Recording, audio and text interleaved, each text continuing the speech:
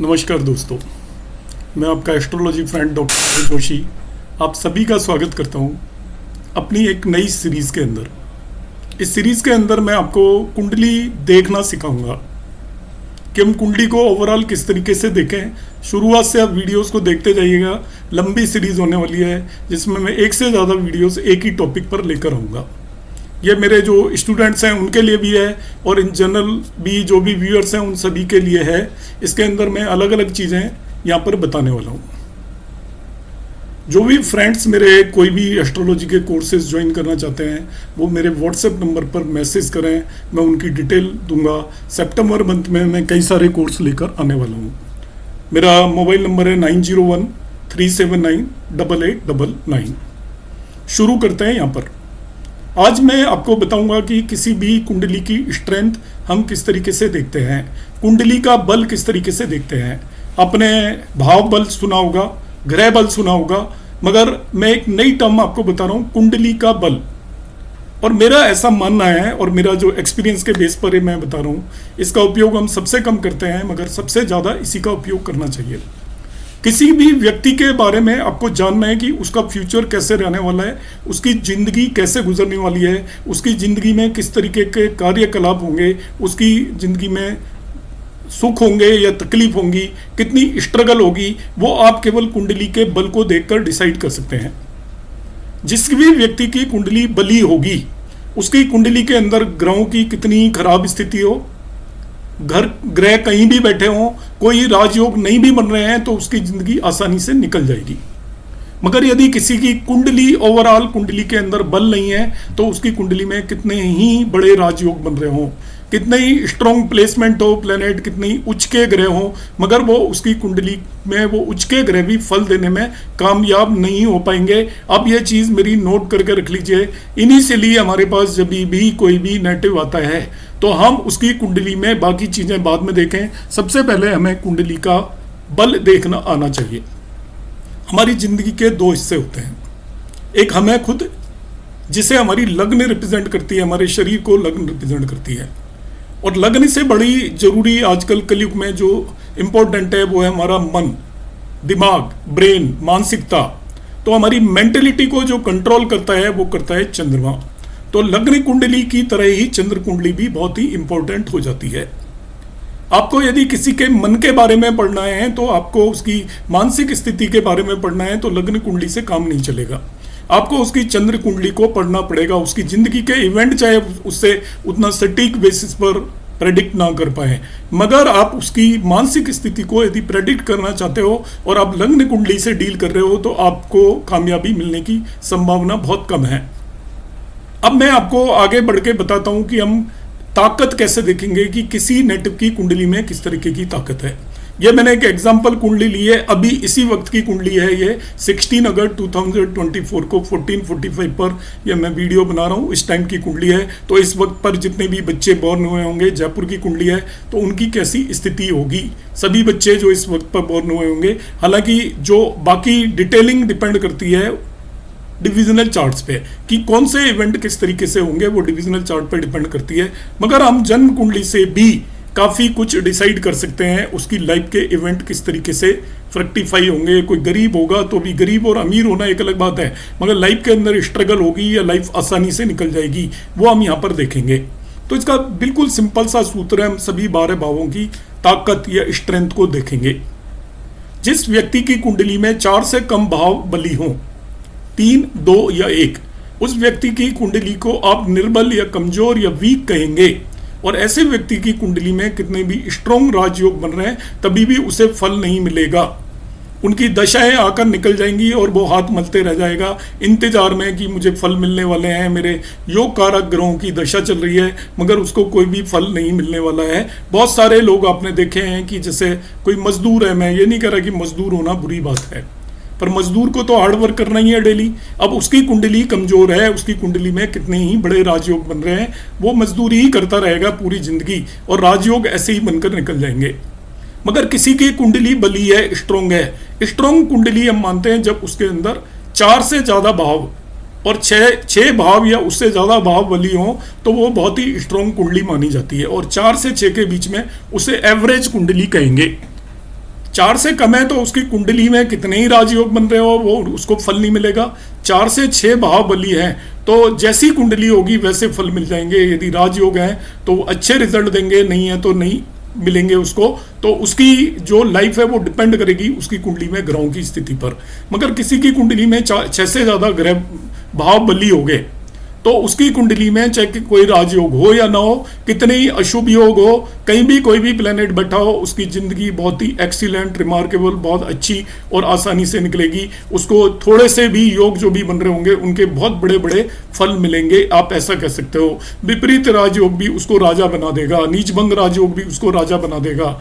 कोई प्लेनेट केंद्र में बैठ गया वो भी उसको राजा बना देगा, आप इस तरीके से सोच सकते हो। तो ये 3 डिफरेंट स्थितियां होती हैं। आपको किसी की मानसिक स्थिति और मन के बारे में डिसाइड करना है तब आपको चंद्र कुंडली पर विचार करना पड़ेगा। वो टॉपिक मैं यहाँ पर नहीं ले रहा हूँ। आज मैं कुंडली का बल देखना आपको सिखाऊंगा। तो कुंडली के बल के 3 मेन कंपोनेंट हैं। एक आपको देखना है कि किसी भी भाव का बल देखना है आपको कि वो बली है या नहीं। केवल 3 कंपोनेंट पर बेस्ड मैं भाव बल यहाँ पे देखूंगा। मैं ना षट बल को यूज कर रहा हूँ ना भाव बल को यूज कर रहा हूँ। आप सरसरी नजर से कुंडली को इस तरीके से देख सकते हैं कि किसी भी भाव का लिंक उसके लॉर्ड मतलब उसके स्वामी से किसी भी तरीके से हो जाए, बाई एस्पेक्ट और बाई प्लेसमेंट, या जिसे हम कहते हैं दृष्टि, या वहां पे स्थिति की वजह से हो जाए तो वो भाव बली होगा विदाउट एनी डाउट। दूसरे नंबर पर आता है यदि किसी भी भाव का किसी तरीके का रिश्ता फंक्शनल बेनिफिक ग्रहों से हो जाए। फंक्शनल बेनिफिक हर एक कुंडली के लिए अलग होते हैं, उसकी जानकारी होनी चाहिए। जो फंक्शनल बेनिफिक फंक्शनली शुभ ग्रह हैं उनका किसी भाव से उस भाव में वो जाकर बैठ जाएं या उस भाव को एस्पेक्ट कर लें तो भी भाव बली हो जाता है। और तीसरा है कोई भी भाव यदि शुभ कर्तरी में हो। शुभ कर्तरी तब मानते हैं जब उस भाव के दोनों तरफ फंक्शनल बेनिफिक प्लेनेट बैठे हों। भाव के दोनों तरफ यदि जैसे कोई 5th भाव की बात कर रहा हूं तो उससे दोनों तरफ आपका 4थे और 6ठे भाव में फंक्शनल शुभ ग्रह बैठे हों तो उस पर्टिकुलर भाव को हम शुभ कर्तरी में मानेंगे। अब इसमें अंक सिस्टम या नंबर सिस्टम का उपयोग कर सकते हो कि मैं कुंडली में किसी भाव को 100 नंबर देना चाहता हूं तो उसमें 65 नंबर 65 नंबर उसको मिल जाएंगे यदि उस भाव के स्वामी का उससे किसी तरीके का लिंक है। दूसरा नंबर यदि कोई शुभ ग्रह उस पर असर डाल रहा है तो उसके 20 मार्क्स हम उसे दे देंगे। और यदि वो शुभ कर्तरी में है तो 15 मार्क्स दे देंगे। इस तरीके से 100 नंबर में से हमें उसे नंबर देने हैं और उसे यदि 10 भी नंबर पॉजिटिव मिल रहे हैं, 5 भी नंबर पॉजिटिव मिल रहे हैं तो वो उसको हम बली मानकर चलेंगे। अब होगा क्या कि एक ही भाव पर शुभ ग्रह भी असर डालेंगे और अशुभ ग्रह भी असर डालेंगे। तो शुभ ग्रह के आप 20 नंबर दे दीजिए, अशुभ ग्रह के -20 दे दीजिए, तो ओवरऑल उस पर कोई भी असर नहीं पड़ेगा, वो न्यूट्रल हो जाएगा। और जो भाव न्यूट्रल होगा, सम होगा, उस भाव को हम कमजोर मानेंगे। यहाँ पर हम 2 ही कैटेगरी मानकर चलेंगे, या तो भाव बली होगा या कमजोर होगा, स्ट्रांग होगा या वीक होगा। और जिस कुंडली के अंदर 4 से 6 के बीच में भाव बली है वो एवरेज होगी, उसमें जैसे योग बन रहे होंगे वैसे फल मिलेंगे। 4 से कम बली हैं 3, 2, 1 तो वो कमजोर होगी। बहुत अच्छे राजयोग होने के बावजूद भी ऐसे पर्सन की लाइफ के अंदर स्ट्रगल रहेगी। और जिसमें 6 से ज़्यादा बली हैं वो कुछ भी नहीं करेगा तभी भी जिंदगी वो अच्छे से गुजारेगा, जिसे हम बोलते हैं आपका सिल्वर स्पून लेकर बॉर्न होगा, वो ऐसा पर्सन होगा। अब इस पर्टिकुलर टाइम पर जो लोग बॉर्न हुए हैं उनकी कुंडली का मैं आपके सामने एनालिसिस करता हूं। This is a practical example. यहां पर सबसे पहले हम लग्न को देखते हैं। ये वृश्चिक लग्न की कुंडली है और वृश्चिक लग्न की कुंडली को आप ध्यान से देखिए। उसका लग्न लॉर्ड, लग्न स्वामी भी देख रहा है और साथ में जुपिटर एक बेनिफिक प्लेनेट है इस कुंडली के लिए। जुपिटर बेनिफिक प्लेनेट है, मार्स भी बेनिफिक है। वैसे तो लॉर्ड देख रहा है तो बाकी कुछ देखने की जरूरत नहीं है, वो भाग बली होगा ही। तो लग्न बली है और बहुत ही ज्यादा बली है उसमें। लॉर्ड के अलावा इस कुंडली के लिए जो जुपिटर है, गुरु हैं, वो 2nd एंड 5th लॉर्ड है। वो 5th लॉर्ड तो बेनिफिक होता ही है, पंचमेश। साथ में एज ए 2nd लॉर्ड भी वो बेनिफिक है क्योंकि परसैचार्य के नियम के हिसाब से वो लग्न लॉर्ड मार्स के साथ बैठा हुआ है, इसलिए जुपिटर भी बेनिफिक हो गया। तो लग्न बहुत ही बली है इस पर्टिकुलर पर्सन की। अब आ जाते हैं हम दूसरे भाव पर। 2nd भाव के अंदर 9 राशि है तो इसका लॉर्ड जो जुपिटर है वो इसको नहीं देख रहा है, पहला कैंसिल। अब दूसरा देखेंगे कोई शुभ ग्रह बैठा है क्या। यहाँ पर चंद्रमा बैठा हुआ है जो कि 9th लॉर्ड है। 9th लॉर्ड कुंडली का सबसे शुभ ग्रह होता है। तो 9th लॉर्ड यहाँ पर बैठा हुआ है और ये पक्ष बली भी है क्योंकि सूर्य से यदि 3 भाव आगे यदि चंद्रमा चला जाए 96 डिग्री से आगे चले जाए तो वो पक्ष बली भी हो जाता है। तो यहाँ पर चंद्रमा पक्ष बली भी है और शुभ ग्रह भी है, और साथ ही साथ यहाँ पर इसको मार्स लग्न लॉर्ड भी एस्पेक्ट कर रहा है, तो एक शुभ ग्रह का असर भी है। तो ये भी काफी स्ट्रॉन्ग है। लग्न तो बहुत स्ट्रॉन्ग है ही, इसको 85 मार्क्स दे दिए मैंने 100 में से, क्योंकि एक तो लग्न लॉर्ड एस्पेक्ट कर रहा है, एक शुभ ग्रह देख रहा है। ऐसे ही यहाँ पर ये भी काफी स्ट्रॉन्ग हो गया, ये भी शुभ हो गया, क्योंकि इसको एक तो लग्न लॉर्ड एस्पेक्ट कर रहा है और एक शुभ ग्रह बैठा है, तो दूसरा भाव भी बली है। अब तीसरे भाव पर आ जाता हूं, इसमें 10 साइन है। तो इसका लॉर्ड शनि तो उससे अगले भाव में बैठा है, तो उसका इससे किसी तरीके का कोई रिश्ता नहीं है, मगर यहाँ पर शुभ ग्रह जुपिटर इसको देख रहा है, तो शुभ ग्रह की दृष्टि की वजह से, और ये यहाँ पर शुभ और पाप किसी भी कर्तरी में नहीं है बेसिकली, क्योंकि मून तो शुभ ग्रह है मगर यहाँ पर सैटर्न एक पाप ग्रह है, तो कर्तरी नहीं है। मगर आप इसे, क्योंकि जुपिटर एस्पेक्ट कर रहा है, तो ये भाव भी बली हो गया। तो पहले 3 भाव देखिए बली हो गए, और चौथे भाव में यहाँ पर इसका जो लॉर्ड है सैटर्न बैठकर इसको इसी में बैठा हुआ है, तो जिस भाव का उसके लॉर्ड से रिश्ता हो जाए तो बाकी चीजें आपको ज्यादा देखने की जरूरत नहीं है, वो बली हो जाता है। तो यहाँ पे चौथा भाव बली हो गया। तो लगातार पहले 4 भाव इस पर्टिकुलर टाइम पर जो पर्सन बॉर्न हुआ उसके बली हो गए। इसका मतलब इसकी कुंडली एवरेज से बेटर तो होनी ही होनी है। अब 5वें भाव के अंदर आ जाते हैं, तो 5वें भाव का स्वामी जुपिटर है, तो जुपिटर का 5वें भाव से कोई रिश्ता नहीं है। फिर हम देखते हैं क्या इसको कोई शुभ ग्रह देख रहा है क्या, तो यहाँ पर अब सरसरी नजर से देखने पर कोई भी एस्पेक्ट इस पर है नहीं। तो 5वें भाव को ना ही शुभ ग्रह देख रहे हैं, ना ही ये शुभ कर्तरी में है, और ना ही इसका लॉर्ड देख रहा है, इसलिए इसको हम वीक मानेंगे। राहु केतु बैठे हैं, वो भी आप कंसिडर कर सकते हो कि अशुभ ग्रह यहाँ पर बैठा हुआ है, तो वीक हो गया। अब आ जाते हैं हम यहाँ पर, वैसे 5th हाउस के अंदर राहु को अशुभ ग्रह माना नहीं जाता, मगर यहाँ पर इसकी जरूरत नहीं है, क्योंकि राहु को यहाँ पर हम फंक्शनलिटी के बेस पर कंसीडर नहीं करेंगे। मैं क्लैरिफाई कर देता हूँ कि आप सोचें कि 5th हाउस में राहु बेटर रिजल्ट देता है, मगर राहु को आप फंक्शनली बेनिफिक कंसीडर करके नहीं चलेंगे। बेटर रिजल्ट देगा, बेनिफिक होगा, 5th हाउस में बैठने की वजह से 5th हाउस को वो शुभ नहीं कर देगा। अब आ जाते हैं हम 6ठे भाव के अंदर। यहाँ पर 6ठे भाव का लॉर्ड है मार्स, उसका इससे कोई रिश्ता नहीं है।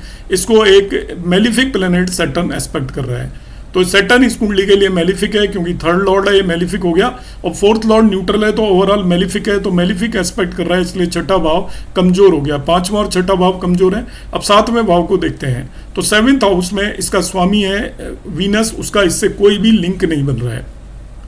हालांकि केंद्र स्थान में है, केंद्र स्थान में जब भी स्वामी बैठता है तो उस भाव को बली करता है, पर वो यहाँ पर हम उस तरीके से देखेंगे नहीं। मगर इसके अंदर 2 शुभ ग्रह बैठ गए, जुपिटर और मार्स। जुपिटर आपका 5th लॉर्ड है, मैंने स्टार्टिंग में बताया था, मार्स लग्न लॉर्ड है, तो 2 शुभ ग्रह बैठकर 7वें भाव को भी स्ट्रॉन्ग बना रहे हैं। तो देखिए इस कुंडली का 7वां भाव भी स्ट्रॉन्ग हो गया। अब मैं 8वें भाव की बात करूंगा, तो सबसे पहले इसके लॉर्ड की बात करूंगा। तो इसका लॉर्ड इसे एस्पेक्ट कर नहीं रहा है, ना ही इसमें बैठा हुआ है, पहली चीज। दूसरी चीज, इसको एक शुभ ग्रह मून देख रहा है, अशुभ ग्रह कोई भी देख नहीं रहा है। यहाँ पर मून शुभ ग्रह देख रहा है, तो शुभ ग्रह की दृष्टि की वजह से बली हो गया।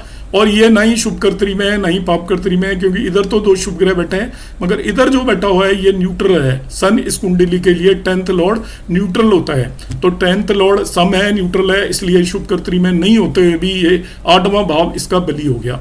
अब 9वें भाव की हम बात कर लेते हैं।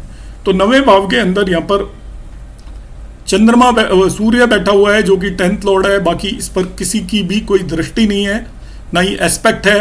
तो एक न्यूट्रल प्लेनेट बैठा हुआ है, तो न्यूट्रल प्लेनेट होने की वजह से ये भाव आपका न्यूट्रल हो गया, और इसको हम वीक ही मानकर चलेंगे, या तो हम स्ट्रॉन्ग मानेंगे या वीक मानेंगे। इसके बाद 10th हाउस पे आ जाते हैं हम। 10th हाउस के अंदर 2 ग्रह बैठे हुए हैं, और शनि पहली बात तो एक अशुभ ग्रह इसे एस्पेक्ट कर रहा है, अशुभ है शनि, मैंने बता दिया। शुक्र और मरकरी, तो मरकरी को देख लेते हैं। Mercury 8th and 11th Lord है। 11th लॉर्ड मेलिफिक होता है, और 11th लॉर्ड है ये, इसलिए एज ए 8th लॉर्ड भी मेलिफिक है। तो मरकरी यहाँ पर अशुभ हो गया, तो मरकरी अशुभ बैठा हुआ है, एक अशुभ ग्रह शनि देख रहा है। साथ में अब शुक्र को देखते हैं। शुक्र एज ए 7th लॉर्ड तो आपका न्यूट्रल है, मारक तो है, मगर मारक से कोई यहाँ पे मतलब नहीं है, ये न्यूट्रल है। साथ में 12th लॉर्ड जब इसको देखना है तो पर सहचर्य के नियम के हिसाब से मरकरी के साथ बैठा हुआ है, और मरकरी अशुभ है, इसलिए वीनस भी एज ए 12th लॉर्ड अशुभ है। तो इस कुंडली के लिए वीनस ओवरऑल भी अशुभ हो गया, क्योंकि एज ए 7th लॉर्ड वो न्यूट्रल है, मगर 12th लॉर्ड मेलिफिक है, तो ओवरऑल न्यूट्रल प्लस मेलिफिक हो जाता है। तो 3 अशुभ ग्रहों का असर है। तो 10th हाउस बुरी तरीके से पीड़ित है, बहुत ही कमजोर है इस वक्त पर जो पर्सन बॉर्न होगा। 11th हाउस की बात कर लेते हैं। उसका लॉर्ड मरकरी का उससे कोई रिश्ता नहीं है।